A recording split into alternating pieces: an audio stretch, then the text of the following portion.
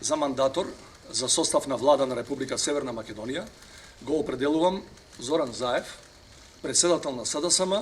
Бура реакции во јавноста предизвика одлуката на претседателот Стево Пендаровски да му го довери мандатот за состав на владата на Зоран Заев без обезбедено парламентарно мнозинство.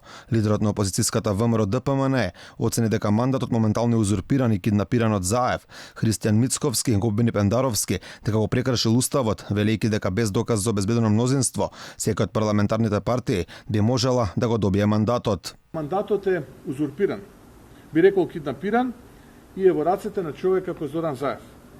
Ова представува продолжување на неславната пракса на кршење на уставот, при што сега активен учесник е и претседателот на државата. По кој критериум Пендаровски одлучи мандатот да го додели на партија и човек кој не достави доказ дека поседува мнозинство во парламентот? Уставот е прекршен, а Стево Пендаровски е активен учесник во сето тоа. Заев мандатот од Пендаровски го доби врз основа на известување дека преговарал за да собере парламентарно мнозинство. Лидерот на СДСМ потврди дека се уште не собрал 61 пратеник и најави дека продолжува со преговорите, изразувајќи надеж дека за најмногу 20 дена ќе успее да состави влада. Токму тие 20 дена се нашиот мегдан да успееме да формираме влада, а со тоа да обезбедиме и парламентарно мнозинство, најмалку од 61 пратеник. Секако за стабилна влада тоа значи секоја бројка повеќе која што ќе поддржи програма, кадри, кандидати би била сериозна, голема гаранција за стабилноста на владата.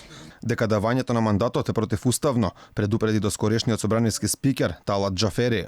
Неуставно доделување мандат без да има претседател на собранието, кој ќе ги стави во функција другите рокови кои треба да ги следи собранието, бидејќи на законодавниот дом роковите му започнуваат во моментот кога ќе добие известување од шефот на државата дека мандатот е доверен. Неовластен човек не може да ги информира пратениците.